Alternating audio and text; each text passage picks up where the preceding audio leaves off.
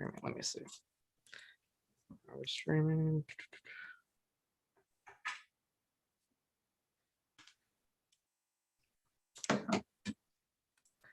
Oh, there we go. Okay, so we are live. Thanks for joining back to the channel, everybody. Today I have a very special guest, former candidate of the Libertarian Party nomination for president in 2016, former Republican candidate for Senate in 2018 for the state of Missouri, and current host of the KWS Morning Show in Jefferson, Missouri. Welcome, Austin Petersen. Sara, nice to see you in person. Thank you for having me on your show. I know, right? Thank you for joining. Yeah, I know, because I've been on your show quite a few times now. So about what, 4 times? You have. Yeah, you have become a subject of much interest and discussion amongst my bosses and my colleagues over at Conservative Talk Radio, because basically, like, we're by having you on, with your ideological perspective on Conservative Talk Radio, we're kind of like defying expectations, and we're like making people have conversations that were already uncomfortable even more uncomfortable, which is great. Yeah, those are always fun to have, and especially like you said, I mean, there are a few of us out there that kind of defy what the natural laws of politics are, right? For sure, right? So like, we definitely don't fall into the same kind of left-right mentality that most people fall into, right? Right. Yeah, and so we had this the idea to do this show last week. I had just come onto your show, and the segment before I was on was with Gary Nolan, right? It was what some people were calling a cringe fest, cringe-tastic, cringe-topia, cringe-horrific. It was cringe was the key word I think people said. Yeah. Yes, because you were talking about Caitlyn Jenner, and that was also why I was coming on. And he just dove right in on you for calling Caitlyn Jenner she, using proper pronouns and using proper name instead of calling her Bruce and stuff like that. And it was interesting to me. I think you called him an okay boomer at one point. Yeah. Oh man, that really made him mad too. We got some hate mail from that one. That was good. Yeah. But then me and you actually went on to have an even deeper discussion after I listened to the show over text message. And then later that night you tweeted out, what was it? Libertarians can't win because they don't know how to positively affect culture, but then you signed it, people with animated avatars. So I was just joking. I said you didn't have to subtweet our conversation like that. And we know Twitter is an awful medium for having these types of discussions. So I said, I have a YouTube channel. Why don't we do this discussion and really talk about how we can positively affect culture? How do we win as libertarians? How does our movement move forward? Like some people, Jack Hunter and I were kind of, having a little back and forth on Twitter.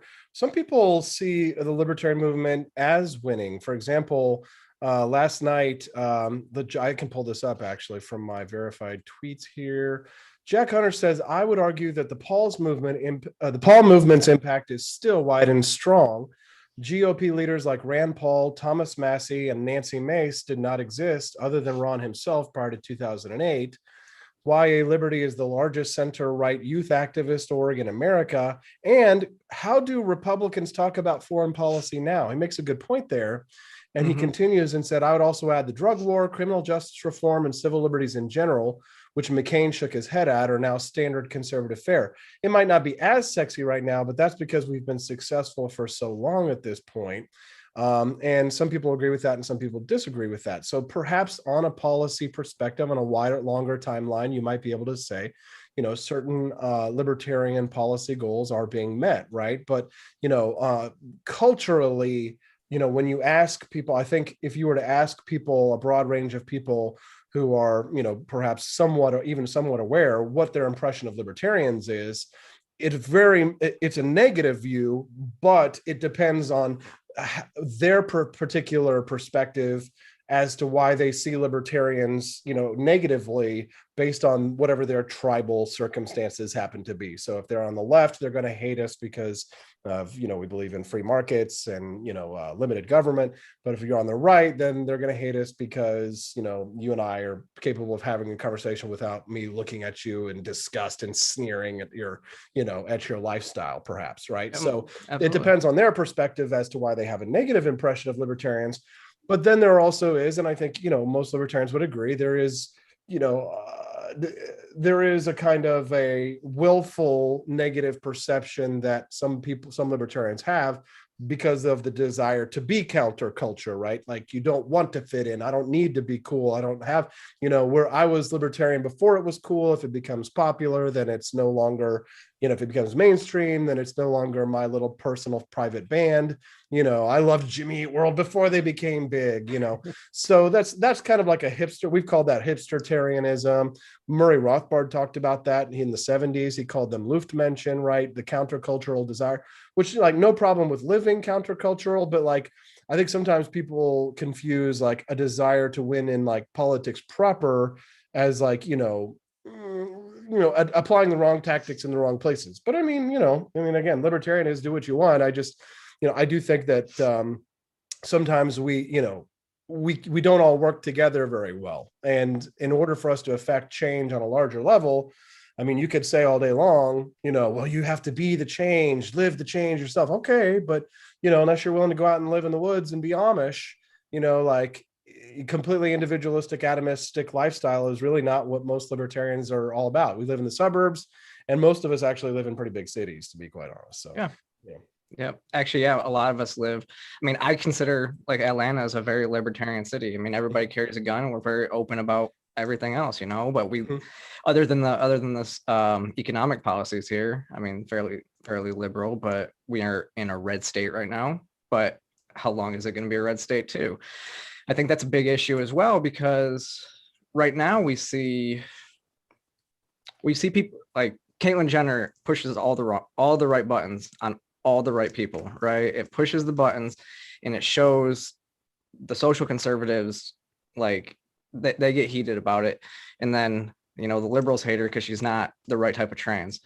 So they debunk, or she debunks their stereotype, right?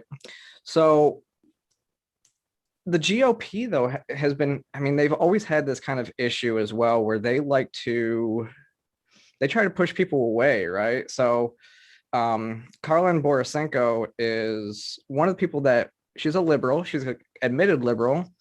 She was part of the walkaway movement, supported Donald Trump in 2016 and 2018. And now she's getting hate from the right and basically being told, we don't want you. And I think the Libertarian Party has the same issue when you're talking. They've been going after, Rand Paul supporters and saying, we don't want people like you. If you don't support our movement, we don't want people like you in it.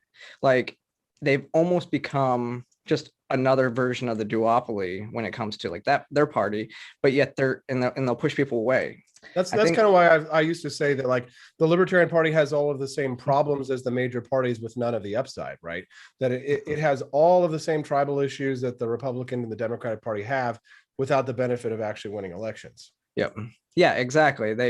It very much is. Like, I think the hardest part for libertarians to get behind a movement like the Libertarian Party is parties kind of go against our way of being. So I don't want to join a party per se, as a libertarian, because I don't believe in every single doctrine that they believe in. And they believe that once they get into power, then you're going to be, you're going to be tribalistic of it. You're going to be, and the right has moved more into that direction. I mean, I've put my faith in some people. Like, I was a big Ted Cruz supporter. I was a big Dan Crenshaw supporter. I thought they were more libertarian based, and then they fell in line with Trump. So, they voted on big budgets. It's almost tiring to watch all these politicians that you think are great. I mean, we have a couple like Massey and Paul, and even Justin Amash, for the most part. But it's frustrating. And, I was one of the Tea Party people as well. So you see them gain power and then don't do anything with it. So there's like, politicians kind of respond to incentives, I think, to a degree. And, sometimes like neoconservatives will talk about foreign policy in regards, like in the context of sticks and carrots, right? Like you get, someone, an adversary, to do what you want them to do by beating them with a stick and then offering them a carrot, right? So when they do something you like, then you offer them a carrot. When they do something you don't like, then you beat them with a stick. And I mean, I think politicians you could think of that, your strategy towards getting politicians to do what you want in a similar way. I believe that if libertarians had exerted ourselves properly as we kind of built towards our zenith of that libertarian moment, towards 2015, 2016, that if we had capitalized on the popularity of those Tea Party ideas appropriately and made the right strategies, a little bit of luck here and there would have been useful, then the politicians, they would have supported what we believe, because they would have thought that this is where the culture is going. In order for me to get elected, I have to support libertarian ideas. And the reason I think that is because when I worked at the Fox Business Network, the politicians that were there as the Tea Party was ascendant, and the Tea Party ideas were what to be, we had the Tea Party show, Freedom Watch, with Judge Napolitano. And everybody was bending over backwards to kiss our butts. Everybody wanted to be on our show. Everybody was talking about our ideas and our show and the judges, they wanted to talk about, the federal, Sarah Palin came on the show and we talked about the Federal Reserve, for God's sake. Sarah Palin talking about monetary policy. Yeah. You don't see that anymore because I think the politicians recognize, rightly, sadly, that our ideas are no longer ascendant, no longer in vogue, and therefore they, politicians who might have been squishy before are going to go for MAGA ideals. They're going to join the MAGA tribe because they see this is what the culture is heading towards. So they're going to pander to those ideas in order to get elected. So if we as libertarians were solidified, unified, a more powerful political force to be taken seriously, and then we could operate on a sticks and carrots basis, and the politicians would be more willing to adhere to our ideas and be more afraid of contradicting us in our ideas, voting against our ideas, because they would know that if they did, there would be some kind of a repercussion.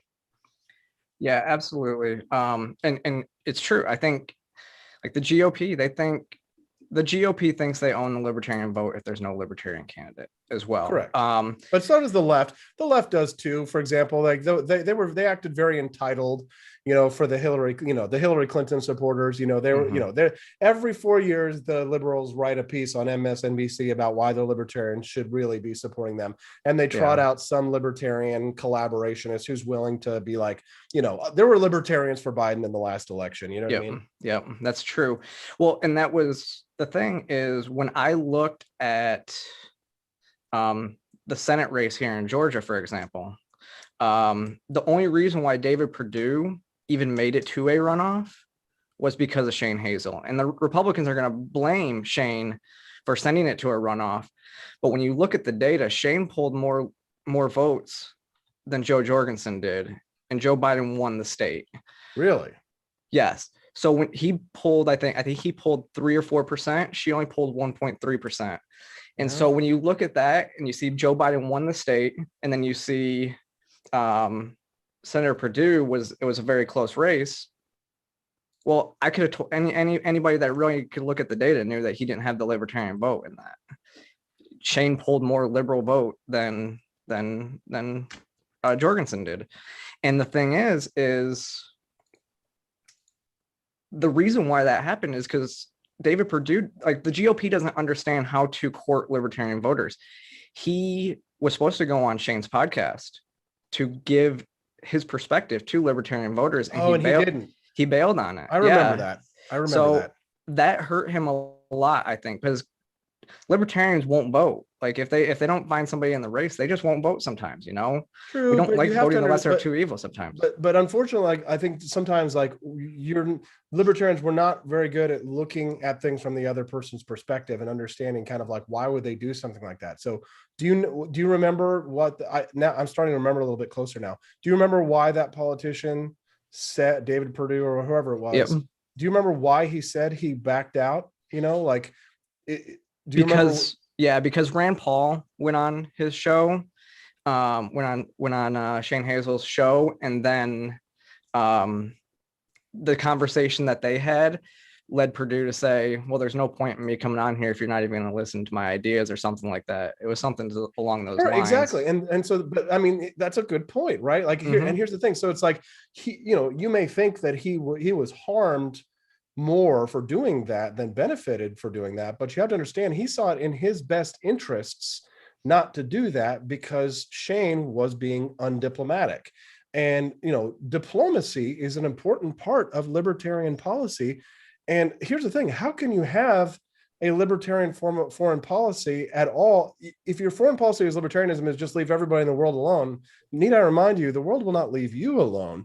Even if unless you're a complete anarchist that believes doesn't even believe in the concept of the United States at all whatsoever, then that's just a completely different discussion. But if you believe in a country and having libertarian policies governing that country, then you're going to have diplomacy, which requires you to act diplomatically in a way so as to make more friends than enemies. I'm not saying I'm perfect at that, by the way, because I certainly have been a hypocrite on that issue many times, and I've made more enemies than I've made friends.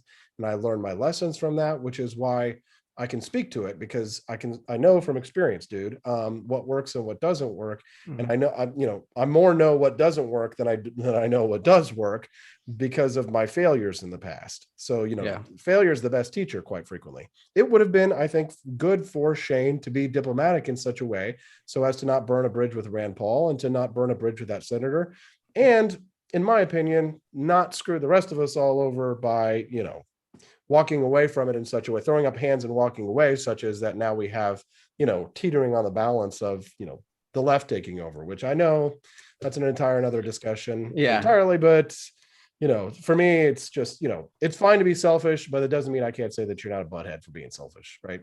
That's true. That's true. I mean, and that's fine. I mean, Shane is actually a friend of mine, and I'm going to be helping with his governor, because he's running for governor of Georgia this next election. So next year. So, but yeah, I mean, I can totally see where you're coming from on that and how you're talking diplomacy. But I think I also disagree ultimately, and I think I was wrong when I said this in the past, that that it's a lesser we talk about lesser of two evils, but like there's also a desire to say that the parties are the same. And I think that if there's anything that has put made that libertarian statement a lie, has been the year of lockdowns and the pandemic, and the way that red states governors handled the pandemic, and the way Republican policies were handled versus Democrat policies, Democrat governors.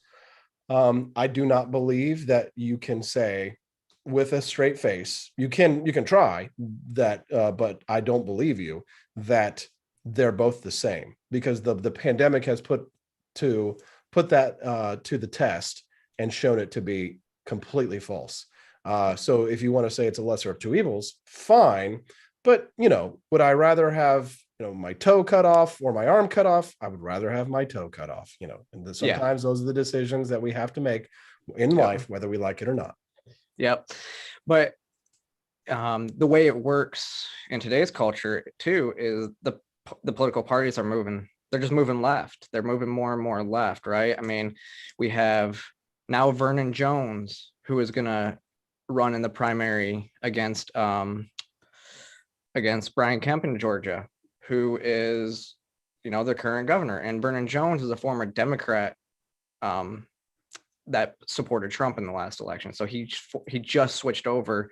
And so you're taking people that are former leftists are moving into the Republican Party because the left has gone so far left, right?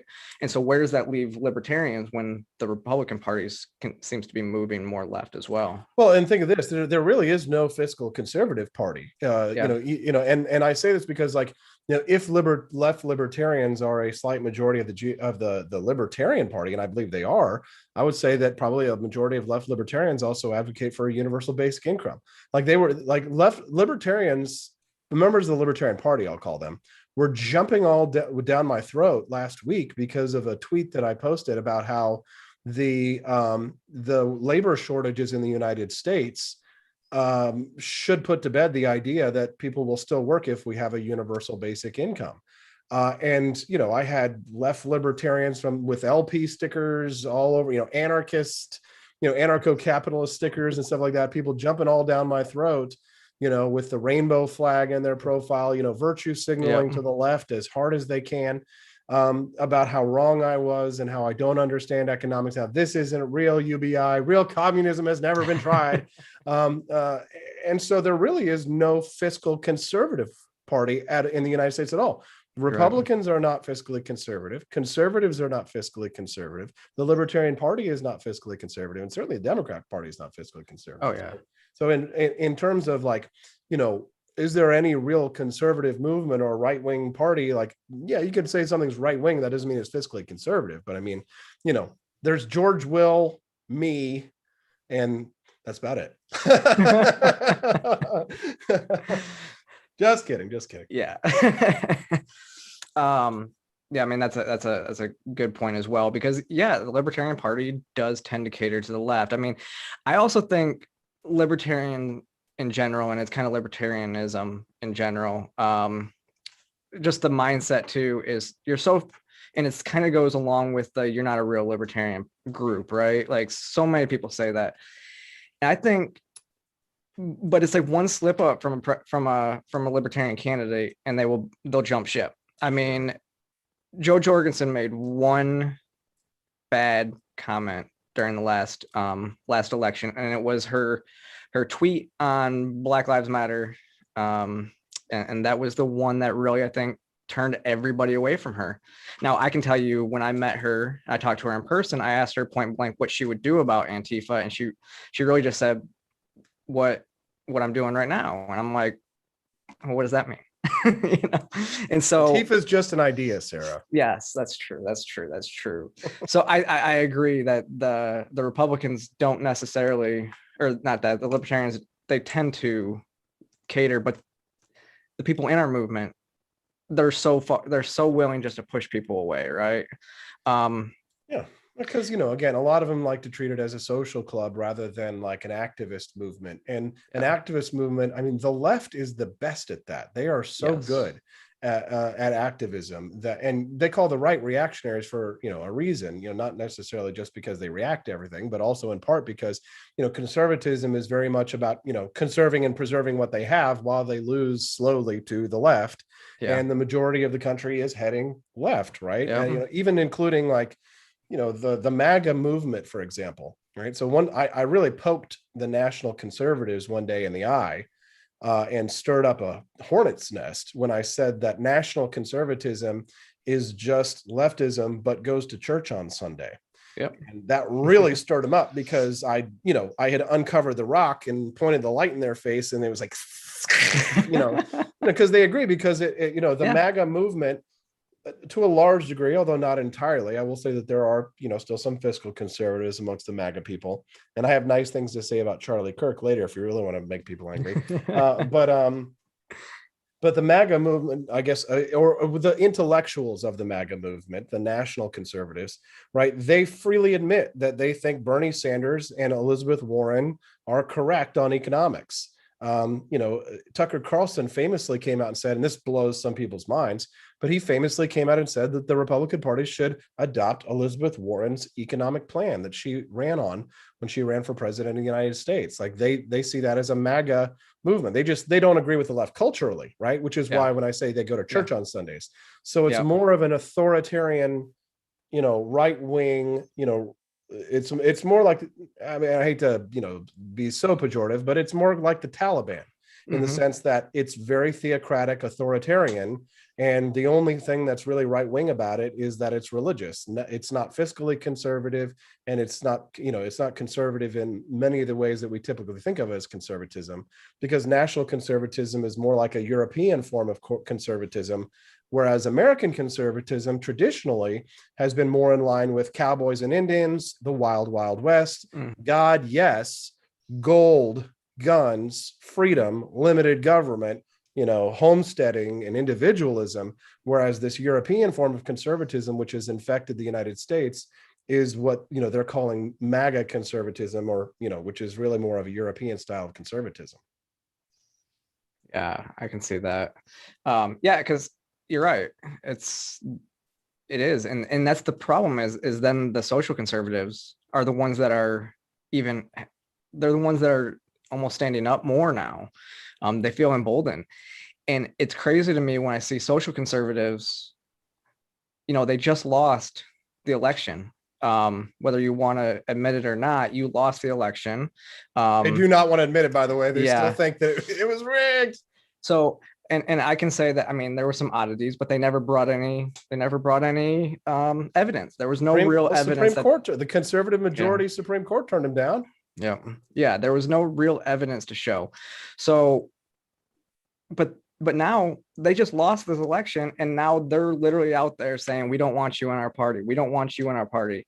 Like, the radical Christian right always has this uprising every once in a while that wants to push LGBT members away, when Donald Trump got more LGBT members to vote for him than any other Republican politician. Well, I'm glad you brought that up, because now I can say something nice about Charlie Kirk, because if you'll remember, there was a moment, I don't know if it was 2-3 years ago, when Charlie Kirk was giving a speech with a gay Black conservative, and the Groypers showed up en masse to ask them questions like, is anal sex, how is protecting anal sex, promoting anal sex, protecting conservative values, blah, blah, blah. And freaking Charlie Kirk, of all people, got up there and talked about how he didn't think that the government's role should be into people's personal lives, and that people can still be a conservative and be homosexuals. And a lot of the Groypers, like the Nick Fuentes characters and others, they've split off from the MAGA movement at large, because they Michelle Malkin and others, right, they're out there banging the drums against the Trump movement, because the Trump movement to a certain large degree was like Trump, not socially conservative. Remember Donald Trump standing up there with a big rainbow flag? You think you'd see any other Republican candidate for president doing something like that? He didn't care. No. You know how many wives he's had and divorces he's had and things like that. So some social conservatives rightly saw that, even though if they didn't agree with Donald Trump's personal lifestyle, that they saw that he was a blunt force tool against the left. And I actually kind of agree with them on that. I think that, to a large degree, many of the people in the Turning Point movement are more socially liberal than they are socially conservative. And those are the kind of people who are out there like me saying, go Caitlyn Jenner. Yeah. And talking about that too, because that was part of the conversation that we had last Thursday, after the show, was talking about, because we were talking about just how you interact with people, right? And I said, for me, when it comes to like the pronoun debate, I don't think that the first thing that you should do is disrespect somebody that you're having a conversation with. It kind of ends the conversation, right? And your perspective was a little bit different, and but I can't deny what you said, because you also said, you wish we could be nice and play nice and everything like that, but that's just not the way things work. I think I went back and I looked at that, and you're right. It doesn't work being nice in a lot of ways. I mean, Donald Trump showed that you have to have the hammer and the nail to go out there and actually attack people, and don't be afraid to offend people. Yeah, I mean, Donald Trump was the first person who actually accomplished some conservative goals, some libertarian goals since, Calvin Coolidge. If we're being technical and literal here, Donald Trump was the very first Republican president to advance conservative and libertarian goals, and to win, to actually to stop losing slowly to the left, and to advance conservative principles and win in a long time. And he was not nice. He had a lot of mean tweets, tweets. Right? But what I mean there is, for example, like why I offer you the common courtesy of referring to you as the pronouns that you prefer, or Caitlyn Jenner she prefers, is because you and Caitlyn Jenner are not the type of transgender activist who are going to put me in jail if I refuse to do so. But if a transgender activist wishes to change the speech laws, so to undermine the First Amendment, well, then the first thing that I'm going to do is to zing them where it hurts. The first thing that I'm going to do is to go out there and defy them in such a way so as to subvert their intentions. Now, do I care really about again their personal lifestyle? Not really, but I know it bothers them, and I know that in order for me to accomplish my goals of getting them fighting with shadows and fighting a battle that doesn't matter, that ultimately will waste their time and their kinetic energy, I'm going to do that, even if they don't like me. But I don't care, because I know they don't like me and they don't care about my freedoms. And that fight is to fight to the death. Yes. Yeah. And in that regards, I agree. And now I'm obviously fighting a little bit different fight than you as well, because I'm not only fighting for libertarian principles, I'm also trying to fight, ultra conservatives perspectives on the ultra, the radical trans movement. I have to show that I am not who these people are. So I have to almost play nice to show that I'm not that, You have to defy the expectations, and you have to kind of like overly emphasize your kindness and like willingness to get along, so that they are disarmed and you're able to get past their defenses. Yeah, I see that. Oh yeah, absolutely. And it's funny because I can argue, on the basis of religion with those same people using logic and expectations, but very few people that are called, transphobic and whatever really are. But going back to the conversation about, Caitlyn Jenner and stuff, I know you had mentioned that even the Republican Congresswoman that was on your show, she said that she wouldn't vote for Caitlyn Jenner if it was between her and Gavin Newsom. Now, isn't that the same thing that the right has always hammered the libertarians for saying, that we won't vote if it's not somebody that we respect, or, that holds our values? Yeah, for sure. But I mean, here's the thing. That's kind of why, that's why Caitlyn Jenner's campaign is good, because it kind of it reveals people's inner hypocrisies, and it requires people to have to live up to their stated principles. And like Saul Alinsky said, if you force someone to live up to the standards that they've set for themselves and for others, you can kill them with this, because no one can ever live up to the standards or expectations. If they have high standards, no one can ever live up to their own standards. So it's when you read Rules for Radicals, Saul Alinsky talked about how you can kill someone with this, because if someone says, I'm going to respond to every single letter that everybody writes me, well, you can bankrupt them. Just send them a billion letters, and so that they have to live up to the standards that they've set for themselves.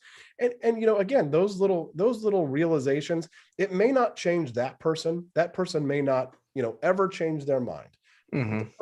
But a person who's listening, maybe there's a person out there who's a fan of them, or maybe he's on the fence and hears that hypocrisy and says, wow, that really opens up my eyes, because I'm seeing something here that this is really not, that this person speaks about principle, but they don't live up to the principles that they stand for.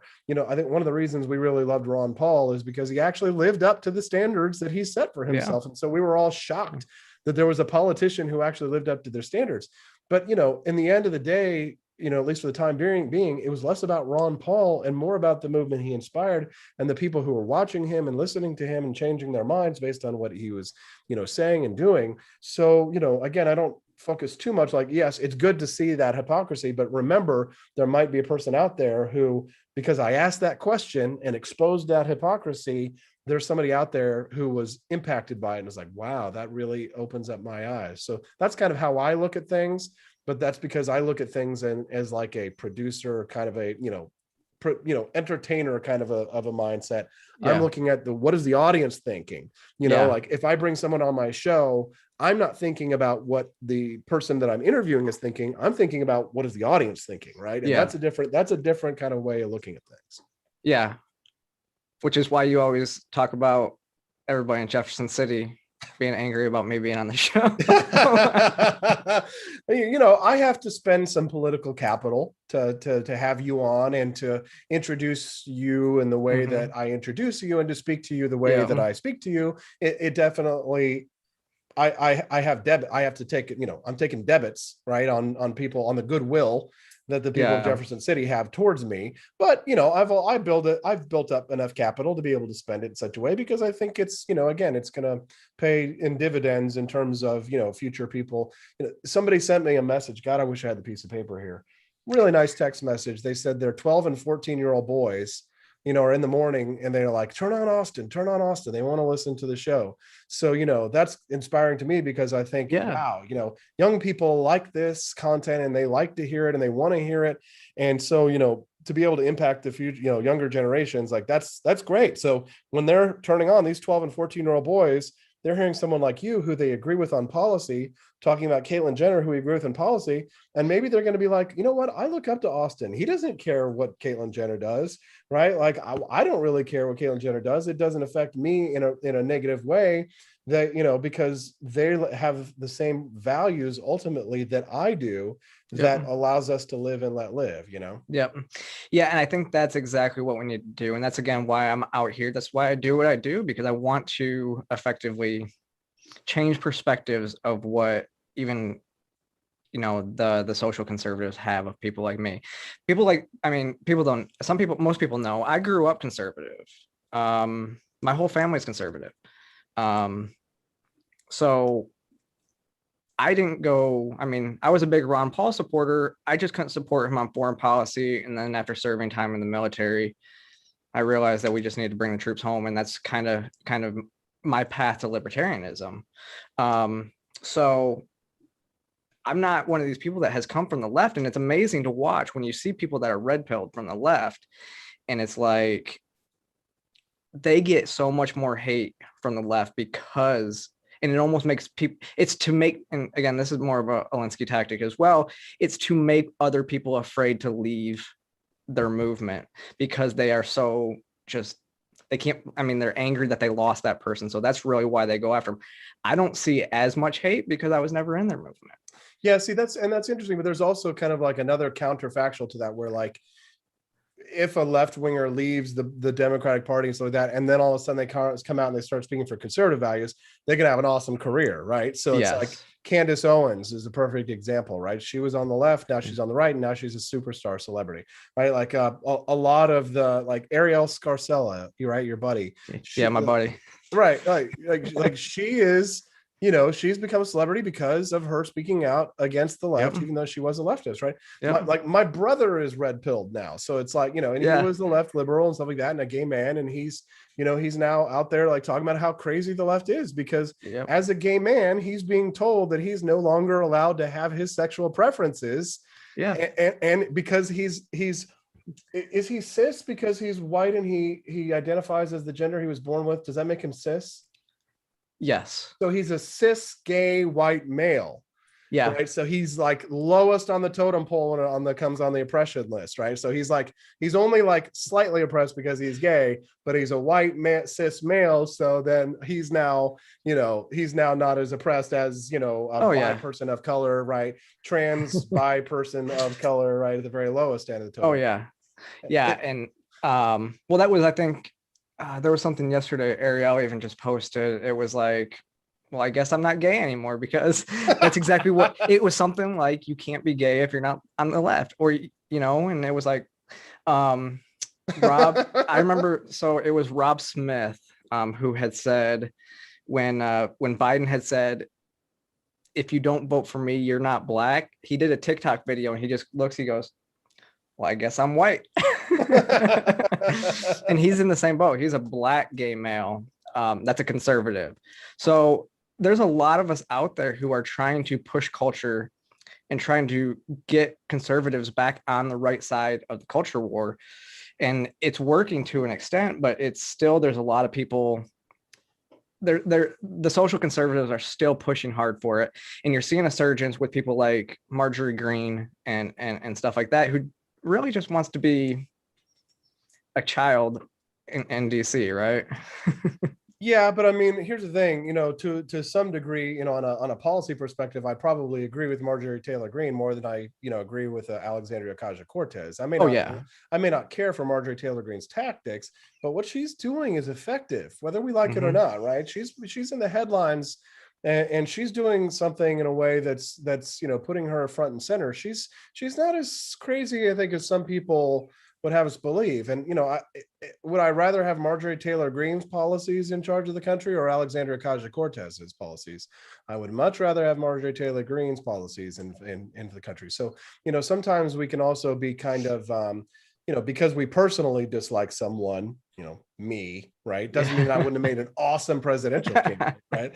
I may not personally like Austin Petersen, but you could say Austin's policies would have been better than Hillary Clinton and Donald Trump's policies, right? So Yeah. sometimes we allow these personality things to get in the way of us making reasonable decisions on, what's a worthwhile strategy and what's not. So Marjorie Taylor Greene, again, is she cuckoo? Maybe, but she's, you can't say she's not effective. No, you're right. She has gotten her name.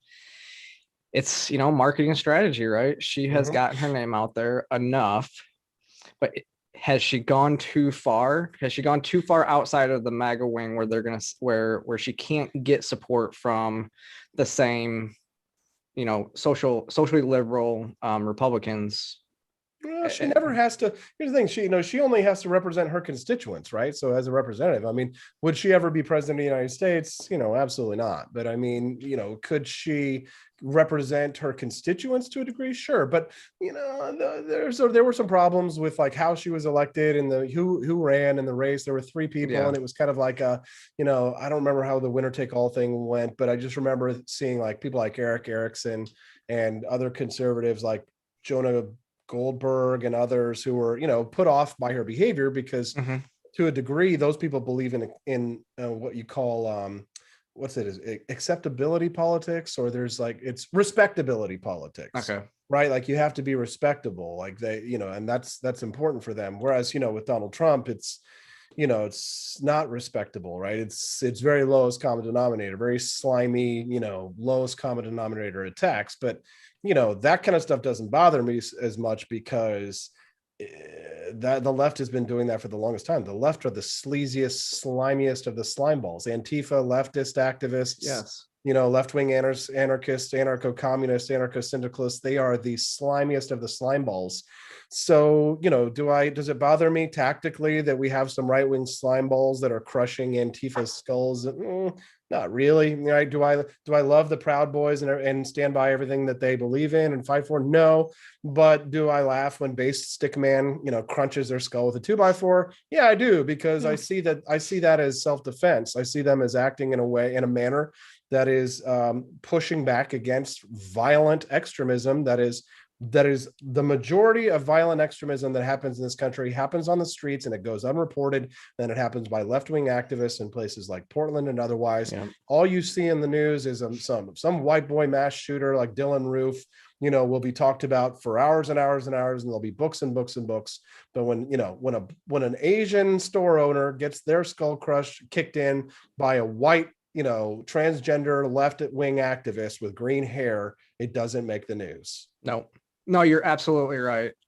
It's the same exact as the narrative. I mean, just even the narrative on Israel right now.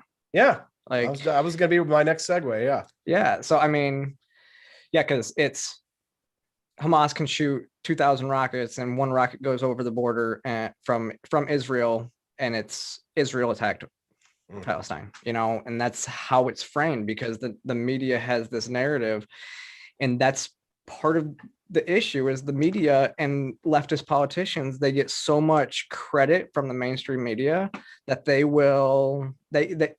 they basically perpetuate Antifa and organizations like that into doing what they're doing because it's actually helping them in a lot of ways, even though, Antifa, I mean, but then it ends up biting them in the ass because, I mean, look at, who is it? The Portland mayor, his house has been, like, he got doxxed and by Antifa, and they've put like hits out on him and stuff. So, well, and like on the Israel-Palestine conflict, it's like there are very few people who come at that view from an unbiased perspective, right? Mm-hmm. There are very few people who apply a consistent philosophical worldview to the Israel versus Palestine conflict. And it's almost impossible to do so simply because the factors that have bred that conflict come from so many different angles. There's human rights questions that are involved. There is nation state, that like the right of conquest comes in, right? Like one big challenge in libertarian philosophy is the right of conquest. So for example, if Hamas is launching airstrikes into Israeli territory, ultimately, if they start that let's say that Hamas started it, okay, and give the Israelis the benefit of the doubt here in this one, right? If that's the case, I think it's justifiable not only to launch a ground and air assault, but also to take territory back as recompensation. Libertarians have this concept of, recompensation, right? So like, you commit a crime against somebody, you should have to pay them back, pay restitution for your crimes to a degree.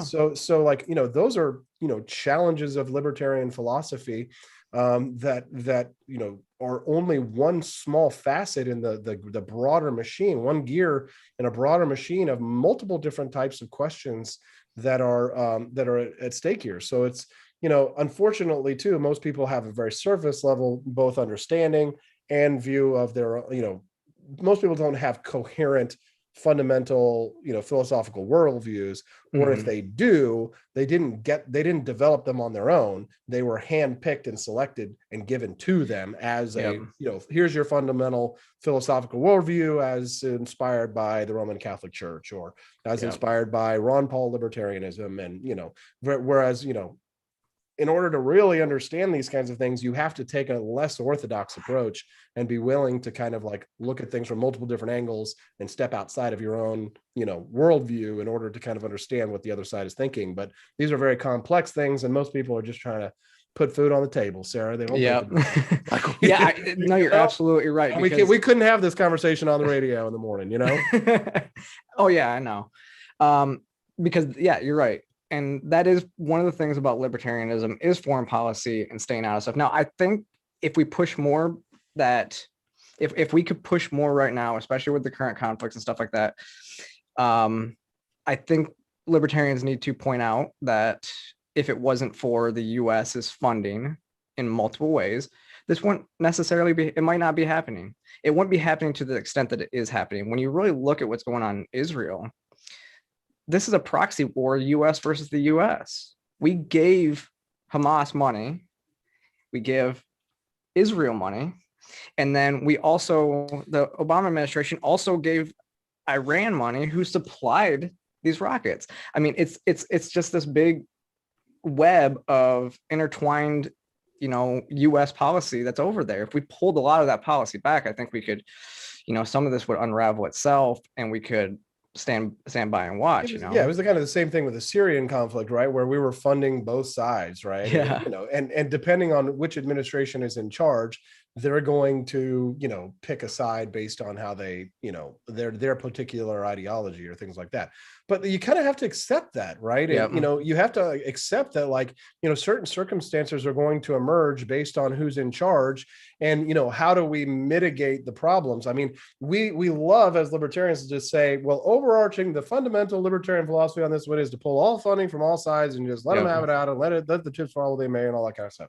Okay, great. And I think you should make that argument. You should make the Ron Paul argument up front. But then after that, you're going to need a little Milton Friedman in there. You're going to need a little bit of somebody to say, okay, but how do we go from where we're at to get to that point, right? You're going to need a stairs. You're going to need a bridge to get there, in a sense, right? So that's the real libertarian challenge.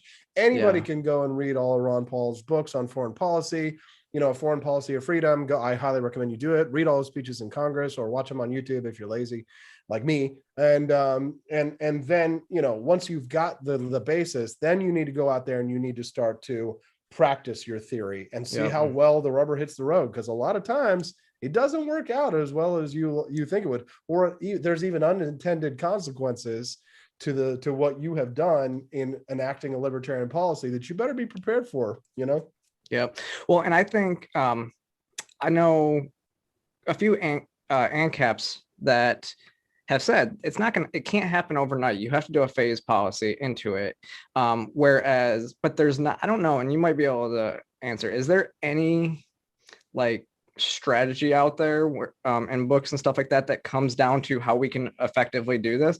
Because Marx laid it out perfectly in the Communist Manifesto, where you have to, enact a big state in order to take the big state away, right? So that's where communists run away. The end state is still absence of state, but you have to, again, you have to have a full authoritarianism before you can actually enact that withdrawal from the state. Right, but I like my argument there is that like and this is just from my like understandings of such, when they said that, is that like I just think that they were lying, that like Marx was just really just saying that so that they would centralize power and that they could be in charge, really. Oh, yeah. So like, but like yeah, there are some very practical, I know some very practical, very pragmatic ANCAPs. As a matter of fact, there were, some pretty hardcore anarchists that, if they didn't work on my campaign, I mean, some of them were mega rich and gave me, double max donors. And they're like, we're ANCAPs, Austin, but we want to see you succeed because, you're better than everybody else who's out there. So like, everybody's going to kind of have to pick what they can do based on what they have. Not all ANCAPs are, fedora, neckbeard basement dwellers. It's just, that's not the case. I mean, maybe it's just the consequence of like the life that I've lived, but all the ANCAPs that I knew were wealthy bankers and, or like, hedge funders or capitalists in New York City and like, elites. Yeah. Bitcoin billionaires and stuff, you know what I mean? So, but I knew, Yeah. I knew my fair share of, neckbeards and hairy bros. Cause I started out on the streets in New York City for Ron Paul 2008. And so I met a lot of friends that way. And that's where I come from for sure. I'm not a Bitcoin billionaire, but it's everybody kind of has to like choose their own strategy. But like, if I could say like, effective ANCAPs, I think Spike Cohen does a good job, right? Yeah. Dave Smith, right? These are the obvious ones, right? Yep. That are like, out there who make really good ANCAP arguments and can affect and are affecting the culture positively. I mean, have you seen Dave on Joe Rogan? I mean, he kills it. I haven't watched that one yet. No, but I'm a big fan of his. I'm also a big fan of, Spike is, he puts things into great perspective as Eric well. July, these, there's, but again, like this is a handful, and like we really need more. I think, and this is my beef, this is my complaint, is that my thing is that I feel as if like maybe it's just the Zoomer generation and I'm just like a geriatric millennial, but like they haven't done their homework, right? Like they have, like, I get, it's fine to say, Austin, you're not a libertarian because you want to nuke Japan, but you better have more historical knowledge about like the closing years of World War II. And like, you better have read the arguments that Oppenheimer made and, that Dwight Eisenhower made and the nuclear committee made. You better have done your homework. It's fine. If if you're Scott Horton, like Scott Horton he hates me, right? Yeah. That's fine. He can, because Scott Horton has done his homework, right? But too many like baby libertarians out there want to like call out the big dogs and they haven't done their homework. It's fine, but like people are like, well, there's a strong populist streak that exists, not just in the Republican Party, but also in the libertarian movement, where it's like, don't talk down to me. You're like, talking. So it's so elitist. He thinks he's so cool and all that stuff. But I mean, like, libertarianism is not egalitarian.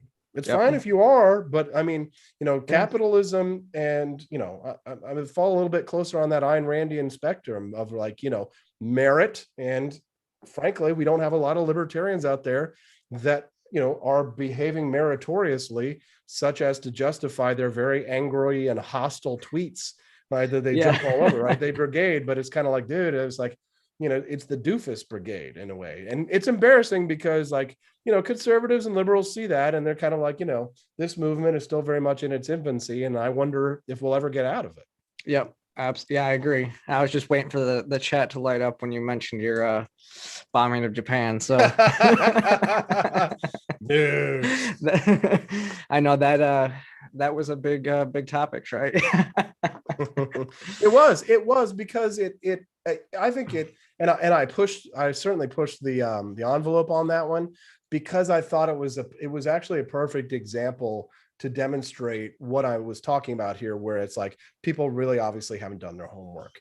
Because like with the non-aggression principle, for example, like when I ran for president as a libertarian, like, it would have been in my best interest to not talk about the NAP or the criticisms of the NAP, just tell libertarians what they want to hear, just like any other good politician. But I wasn't a very good politician. I criticized the NAP, and I would offer libertarians real world scenarios where, but in criticizing the NAP, what I would do is provide them with a series of, ethical questions to ask them what decisions they would make, kind of like the trolley scenario, right? Kill one to save five. But when you start to do that with people, and you call it war game, when you war game these people with the non-aggression principle, you'll find that the most hardcore nappers will violate the nap. Like it's oh yes. One time, like I was giving a speech at Pork Fest in New Hampshire, all peace and love and hippie commune kind of a thing. And because I said and went out there and debunked the idea that 9/11 was an inside job, a big napper, a person who believed the non-aggression principle, tried to fight me, like physically tried to initiate force against me, and had to be held back because I had offended them so greatly. So it's like, that's why I pushed the nuking of Japan thing, right? Yeah. Do I really love the idea of using nuclear weapons? Absolutely. No, just kidding. That's the clip, though. That's the clip. But right? I love being alive, and in context, would I do absolutely anything to save, my own life? To save the lives of my family, to save the lives of the people that I love. Yeah, I think I absolutely would, go up, if I believe that something's an existential threat, right? If aliens came to planet Earth and were vampires and wanted to kill us all, would we give them equal rights? No, we would, we'd nuke them, right? So it's kind of like, once you start wargaming libertarians' ideas in scenarios, things can fall apart rather quickly. Yeah. And it shows that many people have not done their base homework. So, libertarians have gotten most of their ideals from memes. Memes are a really poor way to, yeah, get and a fundamental philosophy. And that's kind of what happens in the current culture that we're in. It's people get their information from social media instead of actually going and research their own stuff. They don't actually listen to the news. What mainstream media doesn't give you the news anymore anyways. They give you their side of the news. One of the comments, and this is true, says foreign policy thing is often a one-dimensional argument from libertarians, which is absolutely true, because not a lot of libertarians want to accept that. Again, going back to Israel, this wouldn't have happened under Donald Trump. They waited till Trump was out of office. They were scared of fire and fury. They would have never done this. And as much as I don't, I think that he lollygagged on Afghanistan and points on the troops out. I agreed with Tulsi on a lot of her issues when she talked about pulling troops out. But I think one area where he was strong on was foreign policy still. I can't completely dismiss everything. I honestly believe, not single-handedly, but in conjunction with his ambassadors and the people that he appointed, and other, I can't remember the name of who was the gay ambassador that he had? Grinnell. Yes, Grinnell, and others. Who also is running for governor of California as well. Right. And so I do think that Donald Trump could have been a positive force for bringing this conflict to a speedier end. But because people like Joe Biden are more trepidatious, because they're more tentative, and probably because they realize that a significant portion of their base does not support Israel, they have to be more careful. They have to operate on tenterhooks. They have to be more they have to, gauge which the establishment is pro-Israel of the Democratic Party, by the way. But the base is not. And so therefore, that's why you see this kind of like pussyfooting around, if I could use a phrase, on Joe Biden's part of bringing this conflict to a close, or at least helping to bring this conflict to a close. And so again, difficult scenario, but I think, that's what made Trump a lesser of two evils, the foreign policy question, where the rubber hits the road, when the bodies start getting stacked, you want a Donald Trump versus a Joe Biden, to be honest. Yeah. Well, and that's part of it too, is not just their base, but right now the administration is trying to negotiate again with Iran. And that is a big issue, because when you're talking about Iran, you're talking geopolitics. Iran has a big influence with the Palestinians and Hamas. That is more their militant wing when it comes to, fighting Israel. So absolutely. I think, we could talk geopolitics all day as well. But it's kind of a mess. And there is some nuance when it comes to talking libertarian policies and how we have to go about, working with foreign foreign agencies and stuff like that. Just like my view when it comes to the Bible, for example, like I am a cherry picker. Like I really like having unorthodox approaches to policies and ideas. I just like, I remember, when I was a baby libertarian, I was all about, I loved Ron Paul for his consistency. But as I like grew up and started to look at the world through a different lens, I started to recognize that there was actually some merit in inconsistency, because you could be consistent and be consistently wrong, right? Like you could say Bernie Sanders is consistent, but he's consistently wrong. And so therefore, that means that I want to take what I like and discard what I don't like. I want to take what I think works and discard what I think doesn't work, right? So when it comes to the approach for advancing liberty or libertarian ideas, I want to advance what I think works and I want to discard what I think doesn't work. And as I see somebody there in the chat is saying, like, what are your criticisms of the NAP? Like, that's kind of like one of my big bugaboos. That's like, I think that doesn't work. The libertarians love it. They think it should be the centerpiece of their philosophy. There are some libertarian philosophers who are trying to make it to say that the non-aggression principle is axiomatic, meaning it is self-evident. And let me tell you how wrong you are about that, because if it were self-evident, it would be the type of thing that anybody could understand and accept and could hold on to. But once you start to apply even the basis level of scrutiny to the non-aggression principle, it starts to fall apart, which is why I want to revolutionize the libertarian movement. I want to revolution. I'm a revolutionary in the revolutionaries, in that we should, in my opinion, have property rights as the central basis of libertarianism. And the central thesis of libertarians should be, I own my life, I own my body, I should be able to do with it as I see fit, provided I harm no one else. That also extends to you.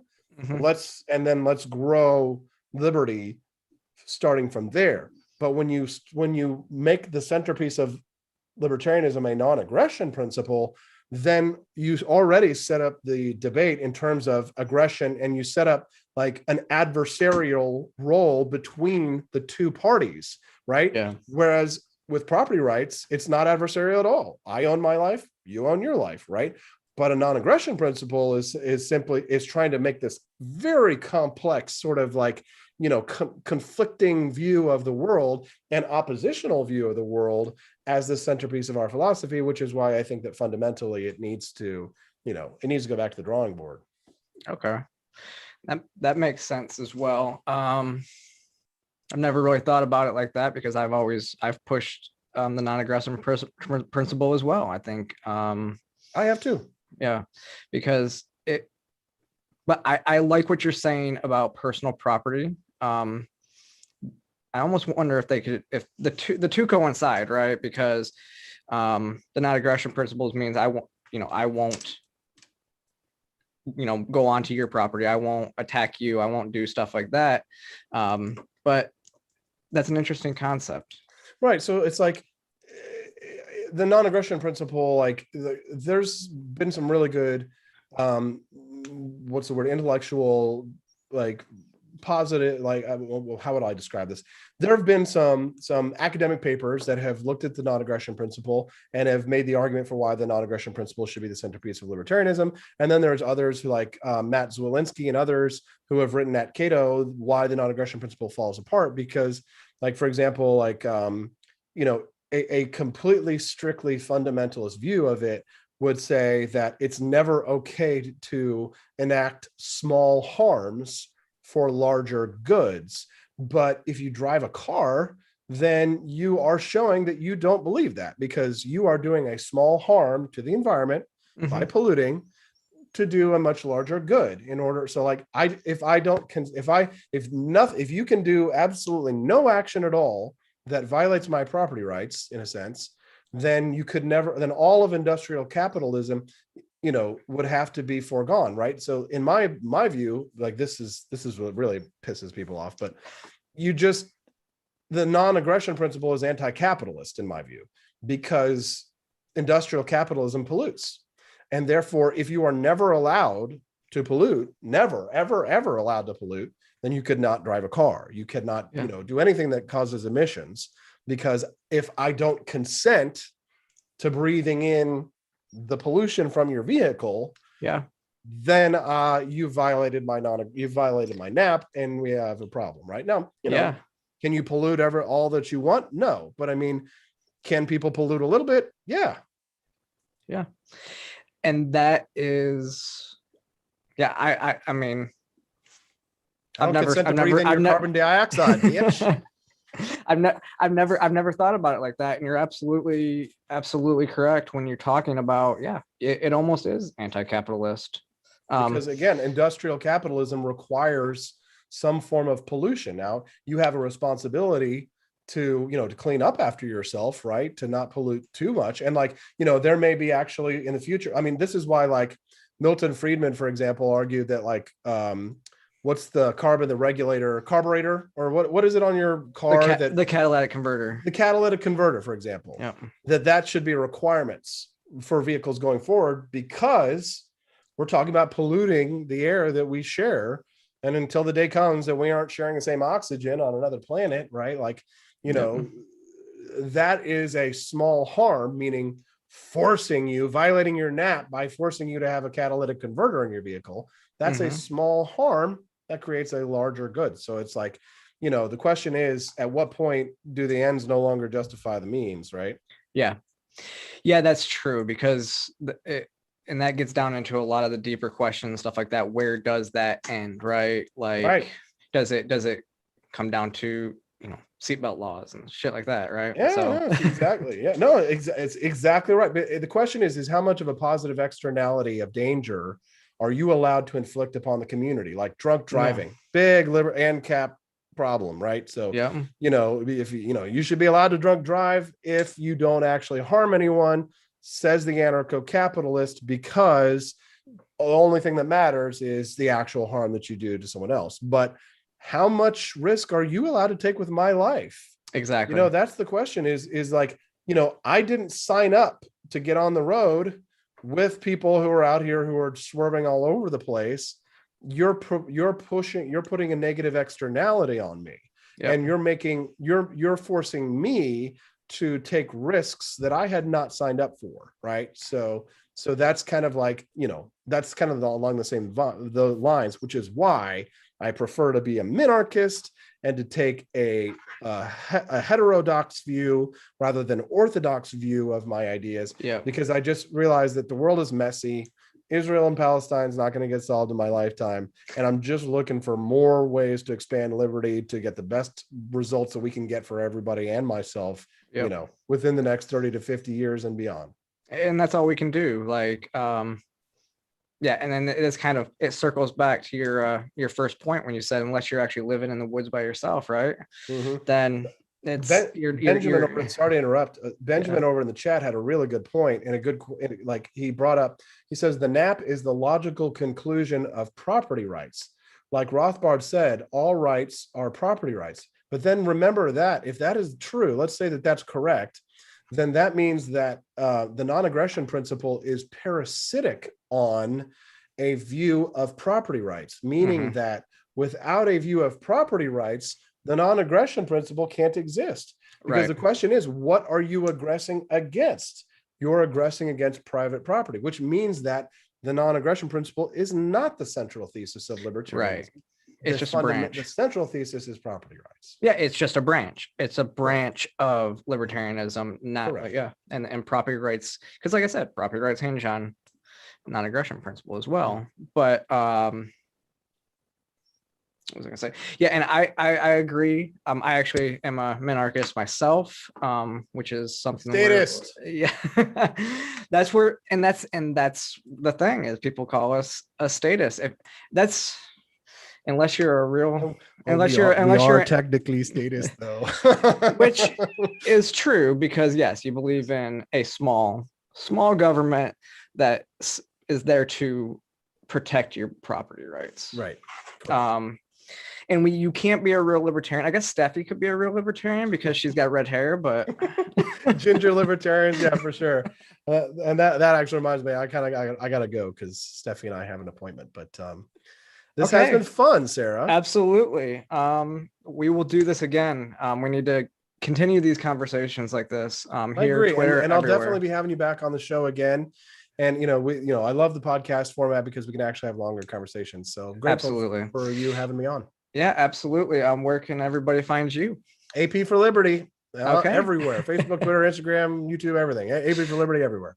Okay, and everybody make sure you go subscribe to this channel, because I am going to start doing a lot more libertarian stuff than just like the social trans issues as well. So this is going to be more of a political show. So thanks again for coming Sarah. On. Have a lovely day. You too. Tell Steffi I said hi. I will. See you later. See ya.